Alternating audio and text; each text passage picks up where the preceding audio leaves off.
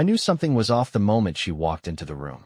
She had that fake, casual air about her, the kind she always put on when she was hiding something. My wife, Claire, was good at lying, too good. But I had learned to read between the lines, and tonight, I could see the cracks in her performance.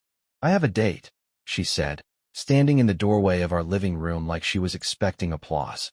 Her voice was smug, her eyes filled with that familiar arrogance, the one that told me she thought she had already won. I didn't react the way she expected. I didn't yell. I didn't argue. I didn't even ask who the guy was. I just looked up at her from my chair, a slow smile creeping across my face, and said, "All right." That was it. That was all I gave her. Claire faltered, just for a second. Her lips parted like she wanted to say something, but instead, she scoffed and rolled her eyes. "Wow, no reaction? That's a little pathetic, don't you think?" I just shrugged, taking a sip of my whiskey. "Enjoy your date." I could tell it pissed her off. She wanted me to break, to fight, to beg. She wanted a reaction, something to make her feel powerful, to justify whatever pathetic reasoning she had in her head for what she was doing. But she wasn't going to get it from me. She huffed and stormed off, grabbing her purse. The door slammed behind her, and I sat there, letting the silence settle. I had already known. For months now, I had known. Claire was sloppy, too confident in her ability to deceive. The late nights, the sudden obsession with her appearance, the way she'd sneer when she talked to me. As if I were nothing more than an inconvenience she had to deal with until she could get what she really wanted. And the texts, I had seen them weeks ago. She didn't even bother hiding them anymore. I had watched as she spun her little web of lies, whispering sweet nothings to some idiot who probably thought he was special. I read the words she sent him, the ones where she called me boring and pathetic. How she was done playing house and wanted a real man. I had let her think she was winning. But Claire had no idea who she was playing with. She thought she was the one in control. She had no idea that I had already set the stage for my revenge. And tonight was the beginning of the end. I sat in silence for a while after she left, listening to the faint hum of the refrigerator and the slow ticking of the clock on the wall. The whiskey burned as it slid down my throat, but I barely noticed. My mind was elsewhere, playing through everything I had gathered, every little detail that would come crashing down on her like a house of cards in a storm. Claire thought she had power over me. That much was clear from the way she strutted around, treating me like I was some background character in her story. She had convinced herself that I was weak, pathetic, as she so eloquently put it in those texts. She had no idea how wrong she was. I had spent the last few months playing the role she wanted me to play, apathetic, checked out, oblivious. I let her believe I was too stupid to notice the changes in her routine. The way she'd linger in the bathroom, giggling over her phone, her thumbs moving too fast for it to be a casual conversation. The way she'd dress up more than usual for a girl's night, her perfume clouding the air like a thick fog, her lips painted red like a warning sign. And then there were the phone calls. Late at night, when she thought I was asleep, I'd hear her whispering in the other room. I never confronted her. Never asked who she was talking to. Because I already knew. I knew because I had been tracking everything. It started small. A quick check of her phone when she left it unattended. A few screenshots sent to my email. Then I got smarter. I put a keylogger on her laptop, accessed her texts remotely when she left the house. I read every sickening message, every desperate little declaration of lust she sent to whatever sorry excuse of a man she had latched onto this time. And the best part? She had no idea. She thought she was getting away with it. That she was untouchable. That I was too stupid, too spineless to ever fight back.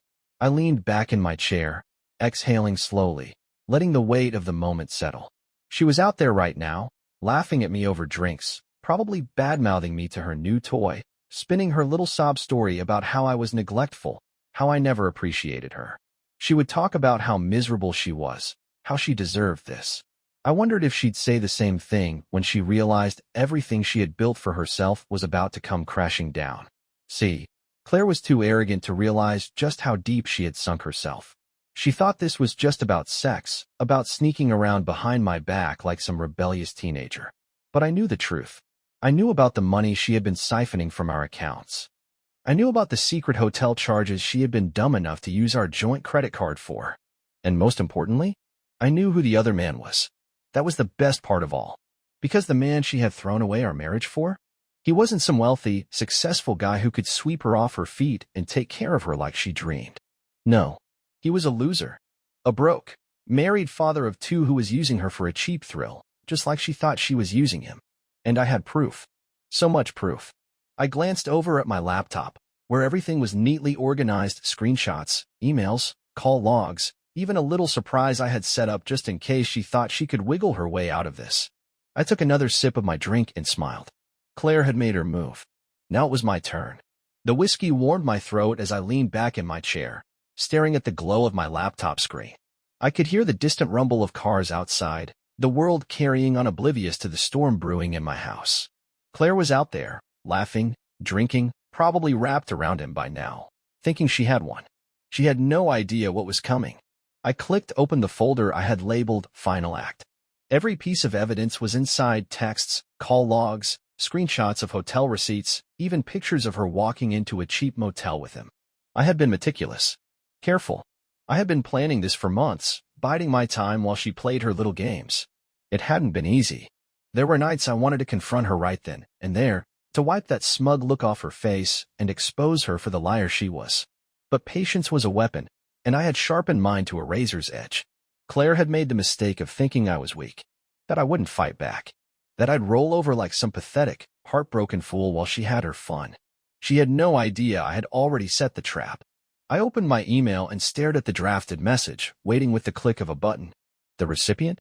Her boss. Claire worked at a high-end law firm, one that valued reputation above all else. It was the kind of place where whispers of a scandal could end a career before it even started. And Claire, ever the arrogant fool, had been reckless enough to use her work email to coordinate some of her little rendezvous. That was her first mistake. Her second mistake was sleeping with a married man who also worked at her firm. Oh, she thought she was clever. She thought she had chosen someone discreet, someone who would protect her. But I had already been in contact with his wife. And let's just say she was more than eager to help bring this little affair crashing down. I had sent her everything: the texts, the photos, even the receipts from the hotels he had charged to their joint account. She was furious, and rightfully so. She wanted blood. I was happy to hand her the knife. I glanced at the clock. It was almost midnight. Claire wouldn't be home for another couple of hours, if at all. That was fine. I wasn't planning to be here when she got back. I reached into my desk and pulled out the divorce papers. Signed. Sealed. Ready to be delivered first thing in the morning. But I wasn't done yet. No, Claire needed to feel this. I wanted her to experience the exact kind of humiliation she had put me through. I wanted her to watch her life collapse in real time, to see the smug confidence drain from her face when she realized she had lost everything. So, I scheduled the email. 8 a.m. sharp. By the time she walked into work, her boss would already know. The office would be buzzing. Her affair would be the talk of the firm, and considering how cutthroat the place was, it wouldn't take long before she was shown the door. But that was just the beginning. Next, I pulled out my phone and opened my banking app. Claire had been siphoning money from our account. Not much at first, just small amounts, just enough that she thought I wouldn't notice. But I had noticed. And I had let her keep doing it. Because what she didn't know was that I had already spoken to the bank. Every transaction was flagged. Every dollar she thought she was stealing had already been accounted for. And tomorrow, the fraud report would go through. She wouldn't just lose the money, she'd have to explain why she had been funneling cash into an account under a fake name. Good luck talking your way out of that one, Claire. I took a slow, deep breath and exhaled. It was almost poetic, really. She had spent all this time thinking she was in control, thinking she was untouchable. And now, in less than 24 hours, she was going to lose everything. Her job, her money, her reputation. And me? I'd be long gone by the time the dust settled. I stood up, stretching my arms before grabbing my car keys. I had already packed my bags earlier that week, moved my important belongings into a storage unit. Claire hadn't even noticed. Because Claire never paid attention to me. And that was her final mistake. By the time she walked through the door tomorrow, she wouldn't be coming home to a husband. She'd be walking into the ruins of her own making. I smiled as I turned off the lights and stepped out the door. Let the games begin. The night air was crisp as I stepped outside, the cool wind brushing against my skin. It felt good, clean, like the weight of months of betrayal was finally lifting off my shoulders.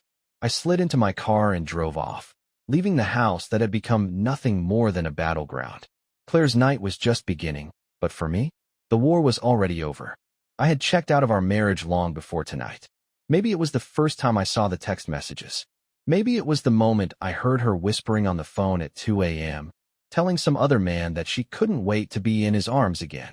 Or maybe it was the night she came home smelling like someone else, with that smug, careless look on her face, daring me to say something. But I didn't. I played the fool. I let her believe she had won. And now, I was about to take everything from her. I drove straight to the hotel where I had booked a room for the night. It wasn't anything fancy, just a place to lay low while the dominoes started falling. Claire would come home eventually, expecting me to be there, maybe even hoping for a fight, some desperate last-ditch attempt to stir up drama before she moved on to the next phase of her miserable life. But I wouldn't be there. Instead, she'd walk into a house that felt wrong. Empty, quiet, and then she'd find the letter. Oh, the letter. I had spent hours perfecting it, choosing every word with precision, making sure it would cut her deep. I didn't want anger. I didn't want rage. No, what I wanted was cold devastation. I wanted her to feel the loss of control. The letter was simple. Claire, by the time you read this, I will be long gone. Not just from this house, but from your life. You may think this is about your date tonight, but it's not. No, Claire, I've known about your affair for months. I've known every time you lied to my face, every time you laughed at me behind my back.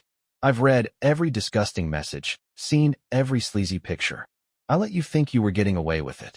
I let you believe I was some pathetic, oblivious husband who would roll over and let you destroy me. You were wrong. You see, Claire, I didn't just sit back and cry while you played your little games. No, I watched. I waited. And now, I've made sure you lose everything. Check your email. Check your bank account. Check with HR when you walk into work tomorrow, if you even make it that far. I hope he was worth it. Because now, you have nothing. Goodbye. Your ex-husband. I smiled just thinking about the moment she would find it. The way her smugness would twist into confusion. The confusion would turn into panic. And then, the horror. The realization that she was trapped, that there was no coming back from this. She thought she had played me. She thought she was the one in control. Now, she was about to learn just how wrong she had been.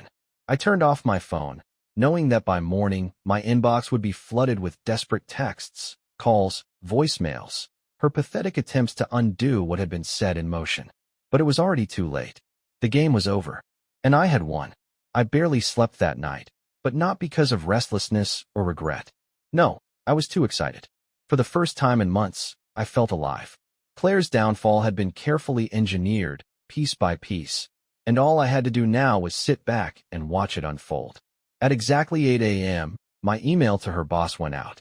By 8:05 a.m., the married man's wife had received her package, a neatly compiled folder of texts, photos, and hotel receipts that would rip his life apart. By 8:10 a.m., I checked our bank account just to confirm what I already knew. The fraud report had officially been submitted, and the joint account we once shared was now frozen. Everything was in motion. I imagined Claire, waking up hungover in a stranger's bed, or worse, alone, expecting to waltz back home like nothing had changed. She'd step into our house, still reeking of perfume and cheap alcohol, probably smirking to herself about how dumb I was, how easy it had been to manipulate me. Then, she'd see the letter. I pictured her reading it, the confusion settling in first, followed by panic. She'd rush to check her phone, only to realize I had blocked her. She'd grab her laptop, refreshing her work email, expecting to see the same dull routine as always. Instead, she'd be met with the email from HR.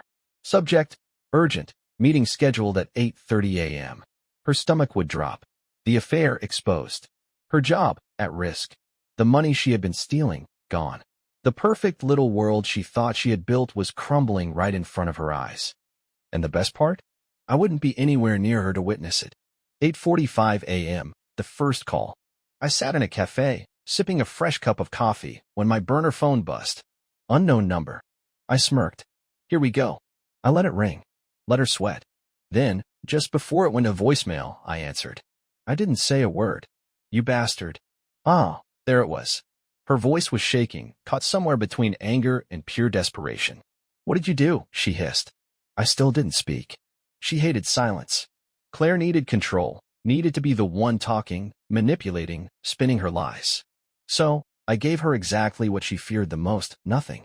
She cracked first. Oh my God, she let out a short, humorless laugh. You think you've won, don't you? You think this is over? It was adorable how she still thought she had some sort of power. I just got fired, she continued, her voice rising. They didn't even let me explain. Do you know what you've done? This is my career. I took a slow sip of my coffee. Then, I finally spoke. Check your bank account. Dead silence.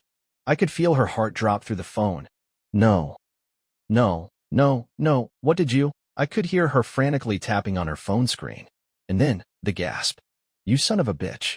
A slow, satisfied smile spread across my face. You brought this on yourself, Claire.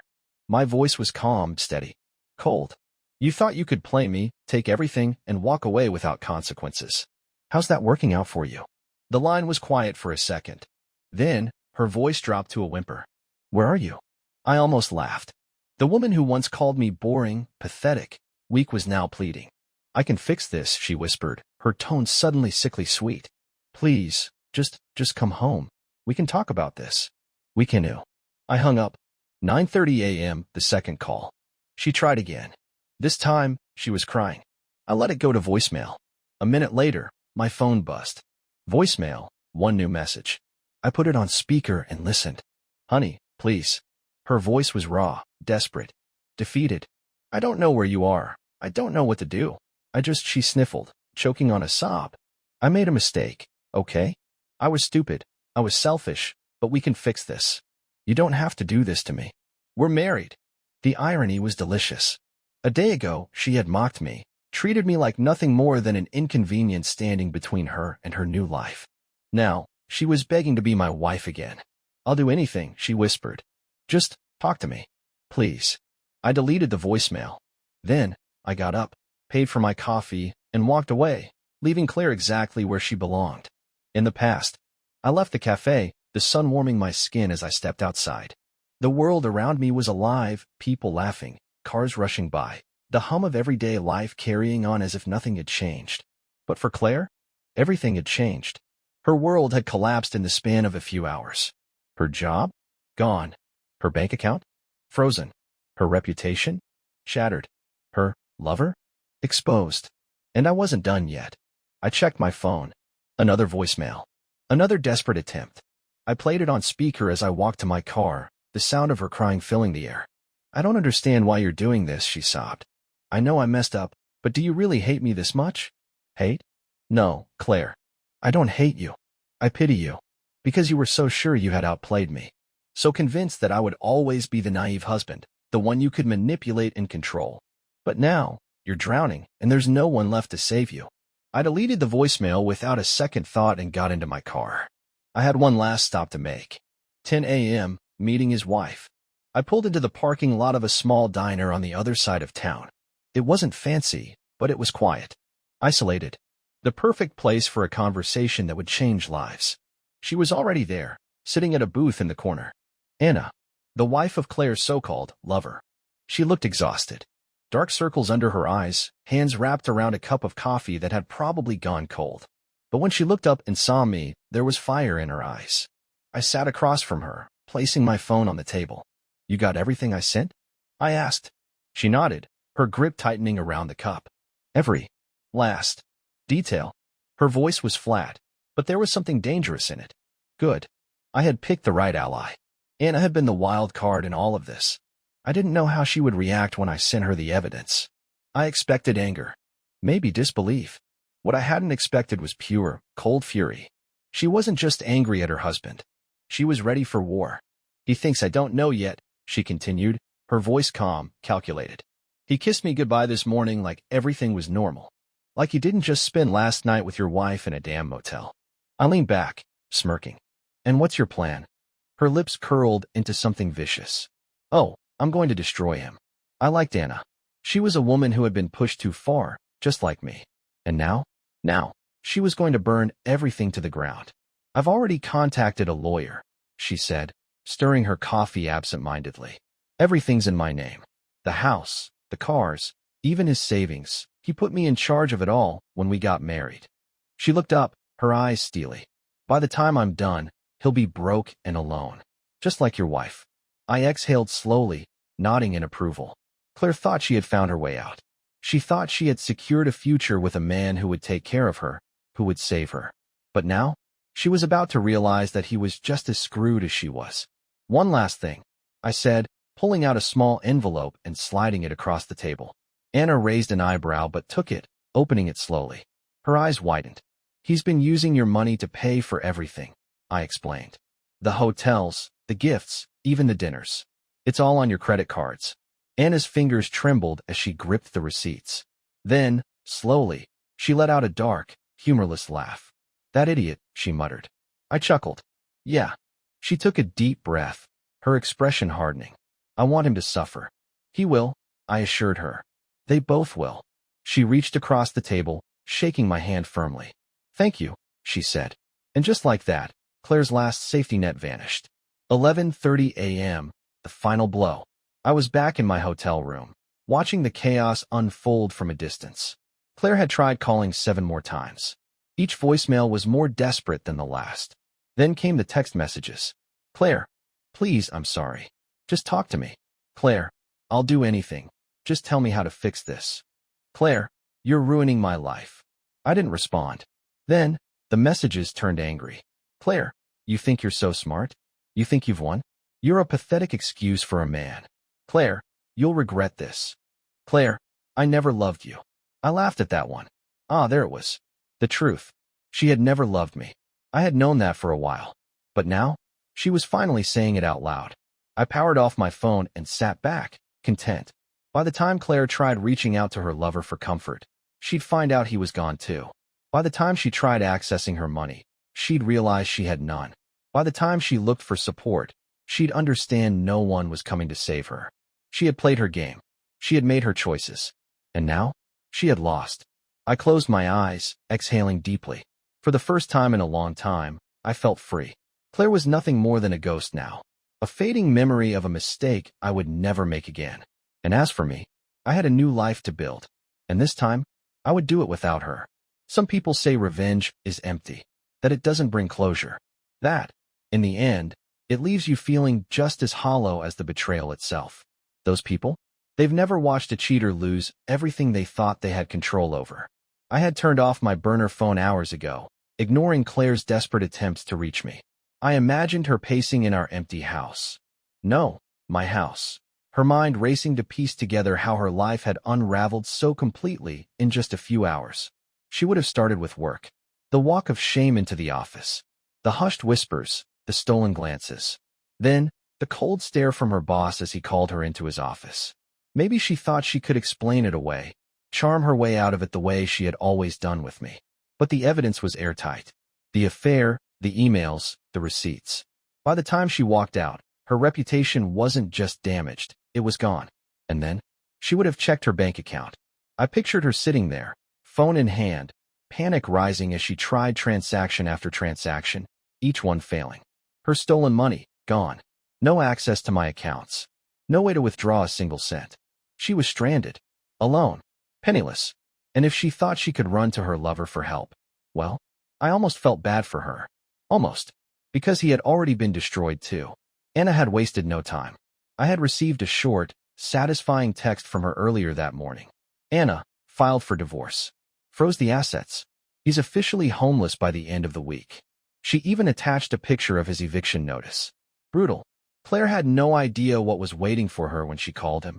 No idea that she wasn't just reaching out to a man who had moved on, but a man who had been completely ruined. No job. No money. No home. A mirror image of her own downfall. Poetic, wasn't it? 2:30 p.m., the breakdown. I was enjoying a late lunch when I decided to turn the burner phone back on, just to check the damage. 14 missed calls. 32 unread texts. I scrolled through them, amusement curling at the corners of my mouth. The messages were chaotic, spiraling with every passing hour. First, it was denial. Claire, you can't just do this to me. You're overreacting. We can work this out. Then came the anger. Claire, you're pathetic. I never loved you. You were a loser from the start. Claire, I hope you die alone. And then, the fear. Claire, please, I have nothing. You win, okay? Just talk to me. Claire, I don't know what to do. I have nowhere to go. Claire, I need you. Please. I stared at that last message for a long time. I need you. It wasn't love. It wasn't regret for what she had done. It was survival. Claire had burned every bridge, spent months treating me like an afterthought, throwing away our life together like it was trash. Now, I was the last person she could turn to, and I wouldn't lift a single finger to help her. I typed out a single message. Me, I stopped needing you a long time ago. Goodbye, Claire. Then, I blocked her. For good. For PM, the last trick up my sleeve. I could have ended it there. Claire was destroyed. Her reputation? Ruined. Her career? Over. Her bank account? Empty. Her future with her lover? Non-existent. But there was one more thing. One final nail in the coffin. The house. Legally? It was mine. My name on the deed. My money in the mortgage. Claire had contributed nothing to it in years, just another way she had leached off me while she played her little games. And now? She had less than 24 hours to leave. I had contacted my lawyer earlier that week, given him all the proof he needed to file a formal eviction. The notice had been delivered this morning. By now, Claire would have seen it, her last illusion of security ripped away. She would be left with nothing but a suitcase and a long list of burned bridges. I wondered where she'd go. To her friends? Doubtful. Most of them had distanced themselves from her long before I put my plan in motion. They only tolerated her because she had a comfortable life. Now that she was broke, unemployed, and homeless, she'd be just another burden. To her family? Even funnier. Claire had always looked down on them, refused to visit, refused to help them when they needed it. She had spent years acting like she was too good for them. I was willing to bet they wouldn't be too eager to open their doors for her now. She had nowhere left to run. And that was justice. 5:30 p.m. One last look. I drove by the house that evening. Not to check on her. Not to speak to her. Just to see. I parked a few houses down, watching from a distance. There she was. Claire. Sitting on the front steps, her face buried in her hands. Completely alone. Her phone sat beside her, the screen lighting up every few seconds. Calling someone, anyone. But no one was answering. I took a deep breath, letting the sight sink in. The mighty, arrogant woman who had once mocked me, who had laughed at me behind my back, who had thrown me away like I was nothing. Now, she was exactly that. Nothing. I let out a slow, satisfied breath and started the car. I didn't need to see anything else. I had one. And Claire? She was finally paying the price. I pulled away from the curb, leaving her in the rearview mirror where she belonged. I never looked back. I didn't think about Claire much after that day. Her calls never reached me. Her texts were lost in the void. I moved into a new apartment, a better one. One that was mine and mine alone. I built a new life for myself, free of the toxicity, the lies, the betrayal. And Claire? Well, I heard things. She tried staying with a friend, but that didn't last. Burned that bridge quickly. She bounced between cheap motels, barely scraping by with what little she had left. Her career was dead. No firm would touch her with her reputation. And as for her former lover? He never spoke to her again. She had played her hand. And she had lost everything. I never spoke to Claire again. Not once. And I never regretted it. Because for the first time in a long, long time, I was free. Months passed, and Claire became nothing more than a distant memory, a ghost of a life I had left behind. At first, there were moments when I'd feel a flicker of something. Not regret, not sympathy, but a sort of detached curiosity. Where was she now? Was she still trying to claw her way back? Had she finally accepted her fate?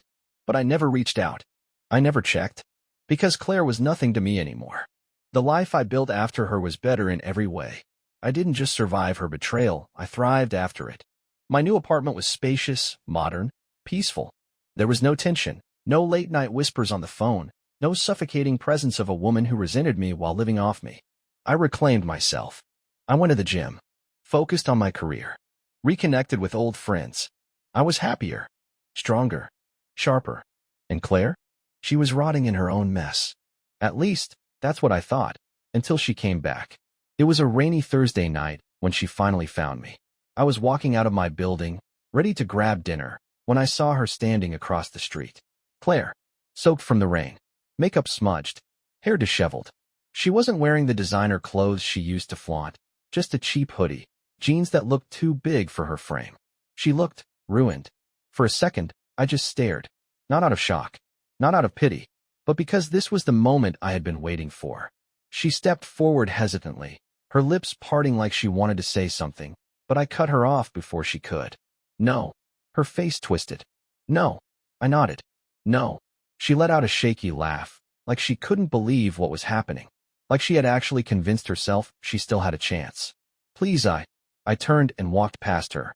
She grabbed my arm, desperation in her grip. Wait.